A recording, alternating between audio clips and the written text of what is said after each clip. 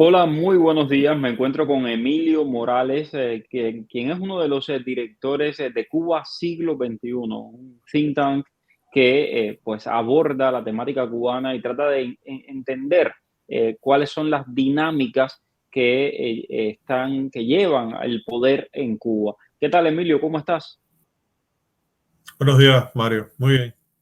Acabas de publicar un artículo, vamos, impactante en Diario de Cuba enumera 10 razones para votar, yo pongo con B, ¿no? Para votar, darle una patada al dictador o al títere de dictador, pero en realidad no es ni siquiera el dictador, es un personaje ahí que lo tienen para, para esto justamente, a Díaz Canel, al famoso sin casa. Eh, ahora el régimen presenta unas elecciones que no son elecciones, donde sencillamente ellos dicen que van a renovar todo el aparato del Estado y demás. Sabemos que nada de eso va a pasar, pero en tu análisis pones 10 elementos, yo creo que son claves del gobierno de Miguel Díaz Canel y el por qué este gobierno debe ser considerado un fracaso. Sí, bueno, primero que todo, saludos a la audiencia. Es importante hablar aquí sobre el tema de las elecciones que se van a celebrar mañana. Y es para aprobar ya 470 candidatos que ya están seleccionados por ellos y que no fueron fruto de la voluntad del pueblo. O sea, fueron 470 personas escogidas, seleccionadas con pinzas por el partido y por la contrainteligencia militar. Es decir, aquí en estos 470 candidatos no vamos a encontrar una sola persona, una sola, que difiera de lo que ideológicamente del gobierno. Es decir, todos son afines al gobierno. Entonces, de esos 470 candidatos va a salir el próximo presidente de Cuba. Es decir, que hay 469 candidatos van a elegir o no a, a Díaz Canel, si lo mantienen en el cargo o no, o eligen a otra persona. Entonces, yo quise hacer como una especie de ejercicio sobre toda la actividad de este primer mandato que ha tenido Díaz Canel en su gestión como jefe de gobierno. Y son innumerables las cosas mal hechas por él y por su equipo de gobierno. Entonces, traté de hacer un apretado inventario de los 10 elementos más notorios, más notables de su gestión. Entonces, para que la gente que mañana tiene el deber de votar sepa, incluido esos 469 personas, sepan, tengan un resumen documentado de su gestión y puedan determinar si vale la pena o no votar por este señor nuevamente como presidente. Entonces, entre estos 10 logros más notables, el primero es la implementación de las tiendas MLC Las famosas tiendas en divisas. en divisas. Esa tienda no fue más que un intento de dolarización fallido de la economía. Sí, es una economía que le paga los salarios a los más de 4.5 millones de trabajadores en pesos cubanos y le cobra en dólares a los 11 millones de pobladores que tiene el país los alimentos y las cosas de necesidades básicas en estas tiendas dolarizadas. Empezaron por una red de tiendas de 77 establecimientos y Que después se serían hizo, de, que serían sí, de primer nivel, decían ellos, ¿no? Serían sí, el primer para nivel artículos. y para artículos de electrodomésticos, ¿no? Ujú. Era con el objetivo de recaudar divisas y poder comprar con ese dinero los alimentos que el pueblo necesita, etcétera, etcétera. Al final, eso fue un gran fracaso. No recogieron lo que tenían pensado y tuvieron que dolarizar todo el sector minorista dolarizado del país. Ya no para vender electrodomésticos, sino para vender leche, carne, pollo, etcétera. Todo es a Que golpe de igual son dólares. tiendas que están absolutamente vacías también. Es decir, en toda Cuba las tiendas están vacías, pero en donde único hay un poquito más, además es en dólares, en una moneda que no ganan los cubanos. Exacto. Entonces, y además tiendas que pertenecen todas a los militares. Sí, no es una entidad independiente, es decir, es todo un juego. Entonces, eso fue un gran fracaso. El segundo logro de este señor fue el mal manejo de la pandemia. Que fue Sí, un desastre total. Sí, el manejo de la pandemia fue, como tú dices, un desastre y todos sabemos por qué, ¿no? Cientos de miles de muertos, los hospitales. La pandemia vino a abrir Colapsado. una caja de Pandora, hizo una caja de Pandora y lo que hizo fue demostrar al mundo que Cuba no es ninguna potencia médica, ¿no? Lo que hizo fue mostrar al mundo lo depauperado que están las redes de hospitales cubanas, las farmacias, cayéndose a pedazos sin medicamentos, las malas condiciones en las que trabajan nuestros médicos, nuestras enfermeras, nuestro personal de salud, a toda la presión a la cual ellos fueron sometidos por este gobierno, a cómo los obligaban a trabajar sin protección, a cómo los obligaban A a falsificar falsificar las estadísticas. datos Ujú. estadísticos, certificados de defunción, donde no ponían que era la causa de muerte era el COVID, sino era neumonía o cualquier otra menos el COVID. Vimos cómo no había medicamentos para paliar las situaciones de enfermedad de las personas, no Hasta había el día de oxígeno, hoy no no había había oxígeno, oxígeno. lo Ajá, ocultaron de que no había oxígeno, toda una mentira. Hasta el día de hoy estamos esperando la certificación de las 5 vacunas del régimen cubano que vendió al mundo como un gran logro de la medicina y bla, bla, bla. Hasta el día de hoy, internacionalmente, y eso no tiene nada que ver con el embargo, no tiene nada que ver exacto. ¿No? con Esas absolutamente nada. famosas vacunas no han sido homologadas al día de hoy. Entonces, y teniendo la oportunidad de comprar vacunas, incluso le ofrecieron, el gobierno de Estados Unidos le Gratis. ofreció vacunas probadas para paliar esa situación y hubieran tenido una mejor condición para poder rebasar después en la etapa post pandemia y recuperarse económicamente. No lo aceptaron. Y te recuerdo, no solo no lo aceptaron, te recuerdo que no vimos nunca a Raúl Castro ni a ninguno de los viejos esos ponerse la Vacunarse, vacuna cubana. vacunarse con la vacuna Nunca cubana. los vimos vacunarse con las vacunas cubanas, porque Sí, sabemos que se pusieron Pfizer, que las compraron desde aquí. sí. Y como hicieron otros líderes latinoamericanos que sí se pusieron otras vacunas, como la vacuna rusa, que se lo puso el presidente de Argentina, o el mismo Maduro se simuló ponerse la vacuna rusa. Pero bueno, en fin, al final la pandemia lo que nos enseñó es que Cuba no es una potencia médica, que todo es un gran maquillaje, un gran globo ideológico que ha sido cultivado por muchos años. Y lo que trajo la pandemia fue todo como ese deshacer del gobierno de que no le importa a la gente, que no le importa a la familia. Y vimos miles de personas, cientos de miles de personas morir y cientos de familias enlutadas que va a quedar para la historia con ese recuerdo de que no pudieron. Y sin contar lo que pasó en los cementerios, en las condiciones que fueron enterradas muchas personas, ni siquiera en su poblado, porque los cementerios no daban abasto, en fin, todo Ujú. un gran desastre. El tercer punto que toqué aquí es la implementación de la tarea de ordenamiento. Fue el caballo de Troya que después generó la explosión inflacionaria que vino meses después. Esta tarea de ordenamiento que se puso por 10 años se implementó en el peor momento que podían haberlo hecho. Y lo que hizo fue generar una inflación gigantesca. Aparentemente habían aumentado los salarios, pero el aumento de los precios y los servicios fueron tan abrumadores que los salarios prácticamente no alcanzaban para nada, ni siquiera para una semana de poder comprar alimentos para la casa. Esa tarea de ordenamiento monetario fue otro desastre, ¿cómo decir? Otra leña al fuego que ya está moviéndose en el país, en la explosión social que vendría después.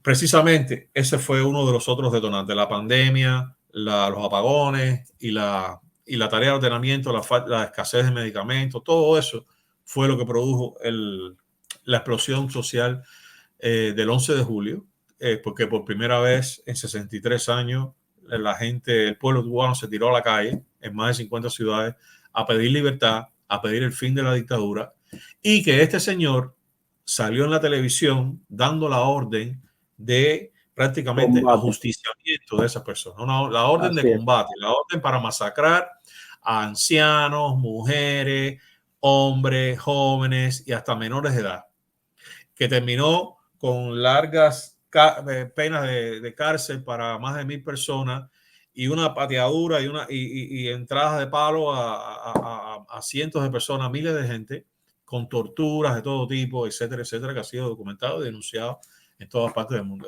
Este fue, yo diría que el colofón de la gestión de este señor, porque se manchó las manos de sangre. Eso fue. Exactamente. Después, en la quinta, viene ya su gestión le ha dado el toque de gracia para la muerte de la industria azucarera. Sí, la industria que en algún momento fue la principal industria de Cuba, que Cuba era el primer exportador de azúcar del mundo. Esa industria se ha quedado. Sin azúcar no hay país, decían. Exacto. Bueno, eso es lo que tenemos. No tenemos un país porque no hay ni azúcar. Hoy el país ya no exporta, importa azúcar. ¿Quién lo iba a pensar? Todos esos dueños de centrales que en los años 59 todavía lo tenían antes que fueran confiscados, iba a pensar que 63 años después en Cuba se iba a tener que importar el azúcar.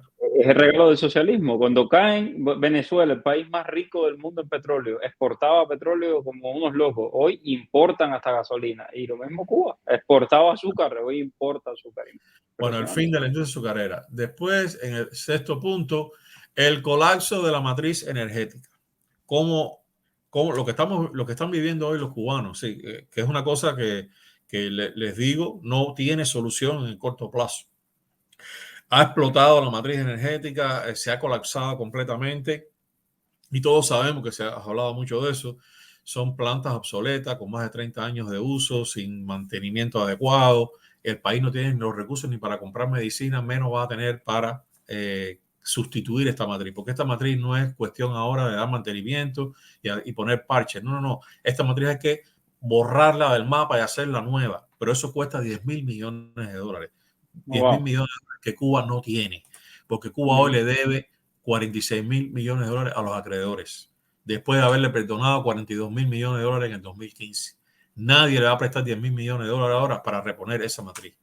Y gracias a las 8 plantas turcas, que no es mucha cosa, pero que le cuestan 70 millones de dólares mensuales a Cuba, aparentemente hay un poquito de luz, un poquito de electricidad. Pero así todos los apagones siguen, las interrupciones siguen, las plantas se siguen, las arreglan, a los 2 días vuelven a salir de servicio, etc. En el séptimo punto está la famosa construcción de hoteles de lujo en un país donde el mercado turístico está en el suelo, en el piso, en un momento donde la pandemia golpeó con tremenda fuerza a la población y donde el gobierno destinó los recursos a seguir invirtiendo en hoteles y no en paliar la situación de la pandemia. Y eso es eso es otra de las meteduras de pata de Díaz-Canel, que le aguantó el deseo a Gaesa de seguir su negocio turbio de lavado de dinero, porque eso no es otra cosa que lavado de dinero, claro, de la construcción de hoteles.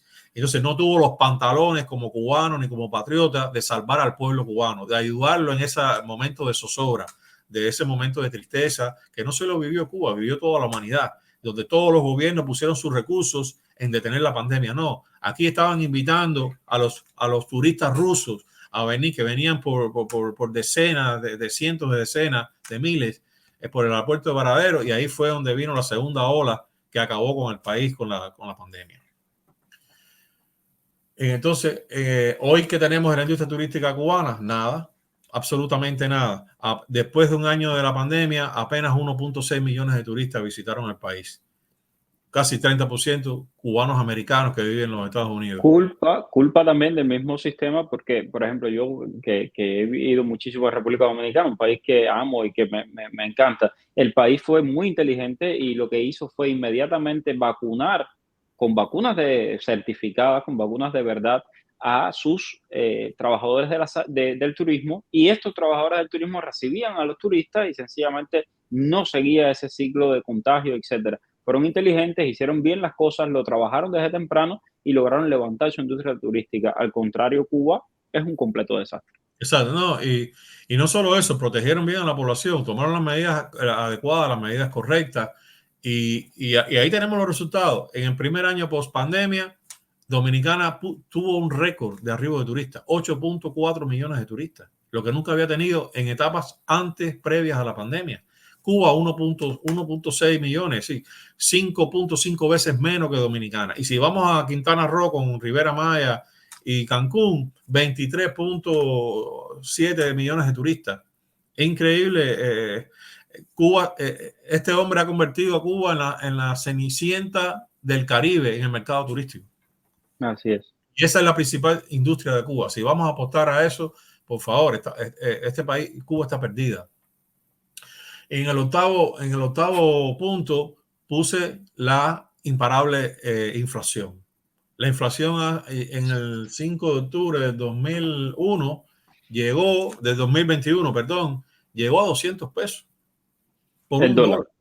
El dólar. Y hoy está a 180 casi, 175, 180. Y no dudo que en cualquier momento vuelva a tocar la barrera de 200 pesos. ¿Qué hace un cubano con su salario se devalúe de esa manera? Apenas le alcanza para 2 almuerzos. Y pensar en el 20% de la población que tiene más de 60 años. Es decir, esa gente está en la Los extrema jubilados, miseria. los viejitos que están solos en su casa, que no tienen a nadie, cómo se mantienen, de qué viven. Entonces, esto es un gran desastre financiero. En el punto 9, la gran ola migratoria. Díaz-Canel ha roto todos los récords de las olas migratorias en Cuba. Si sumamos En la historia de Cuba, en toda la historia de Cuba. no en los 62 años, no, en la historia de Cuba. Si sumamos los 5 o 4 eventos migratorios más notables antes de Díaz-Canel, la suma de todas esas personas que se fueron no es ni la mitad de lo que se ha ido en los últimos 2 años con Díaz-Canel, que ya casi llegan a 400.000 cubanos. Así es. O sea, más del 3.5% de la población se ha ido en 2 años. Esas son cifras que Naciones Unidas las califica como estado fallido, como un estado fallido. Y el punto 10 es el colofón, el tema de las MyPymes. El nuevo invento ahora de que van a cambiar el país. Sí, el maquillaje de que vamos a hacer una apertura económica, que no existe ninguna tal apertura. Las MyPymes no es más que un mecanismo para convertir las empresas en el Estado, en empresas privadas y repartirse la piñata que va a venir ahora, porque ya no hay nada que hacer. Ahora lo que viene es vender el país. Entonces, Y al mejor estilo ruso. Y, por supuesto, al estilo ruso. Pues ya ha declarado oficialmente que ese es el modelo. Ellos no van a seguir el modelo chino ni el modelo vietnamita, que fueron exitosos, aún siendo países comunistas. Sí, no, van a ir al modelo ruso, al modelo de la mafia, que es lo que han estado practicando ellos durante todo este tiempo. Entonces, con este largo pedigrí de esta gestión de este señor, yo creo que estos 469 candidatos que tienen la honrosa misión de volverlo a elegir o elegir a otra persona, deben saber que si esa es la gestión de esta persona, ellos son responsables y en sus conciencias quedará esta cuestión histórica que va a ocurrir el día de mañana, el domingo 26. El domingo 26. Y es importante decir que, por supuesto, sabemos que en Cuba hay una dictadura y si estamos hablando de participar en elecciones y todo esto es de una manera satírica, es decir, lo que estamos haciendo es pura sátira y pura ironía, porque en dictadura, por supuesto, no se vota. Hasta que en Cuba no haya una libertad, hasta que en Cuba no haya derechos humanos, hasta que en Cuba, que es lo que reclama el embargo lo único que pide es elecciones libres, libertad para los presos políticos y que se devuelva lo que se han robado, toda esa sarta de bandidos. Entonces, y creo que es importante que lo apuntemos. Aquí, Emilio ha hecho un análisis exhaustivo de cada uno de los disparates de estos seres. Lo que han hecho es destruir lo que ya estaba destruido todavía más. Si en el subsuelo, en el sótano del régimen cubano no pensábamos que había otro piso, pues lo hay. Y eso fue Díaz-Canel. Y yo creo que la mejor respuesta que puede dar el pueblo cubano es quedarse en sus casas, no salir a votar, porque yo creo que el voto castigo es la manera más cívica, más patriótica que hay para demostrar el rechazo de la población al régimen, a ese régimen que los apalea en las calles, que los encarcela por pensar diferente, por pedir libertad, por pedir... Que les cobren dólares, los alimentos, te cobren dólares y te paguen pesos que no valen nada. O sea, ese vaya, sistema, te humilla. Exacto, es la forma de repeler y de mostrar el desacuerdo con ese sistema que nos ha aplastado a todos de alguna manera u otra. Sí, Y a sobre los de allá y los de aquí. Y los que viven en Cuba, que los aplastan diariamente. Yo creo que esa es la mejor manera, la manera más cívica de demostrarle al pueblo que no los queremos, que a ellos no los queremos. Es Y no quedarse, y no los necesitamos, ni los no lo queremos ni necesitamos los tampoco. necesitamos. Quedarse Que en su sigan casa preparando. es lo mejor, es la mejor manera de votar. No darle la oportunidad ni a anular una boleta, ni dejarla en blanco, porque si no la van a llenar ellos. Es no ir a votar. Sí, ya sabemos que igual se van a inventar las cifras, pero que sepan, al menos los que participan en todo este simulacro, que se den cuenta que el pueblo cubano está harto, que está cansado y No, que ya hombre, no da las más con evidencias van a todo esto. mostrar los colegios vacíos y Así es. eso pesa Y mucho. eso, pues. Muchísimas gracias, Emilio, por este análisis tan exhaustivo de la realidad cubana. Gracias a Cuba Siglo XXI. Los invito a que lo sigan en todas las redes sociales porque están haciendo un trabajo espectacular. 1 millón de gracias y bueno, nos mantenemos en contacto. Seguro, ya veremos.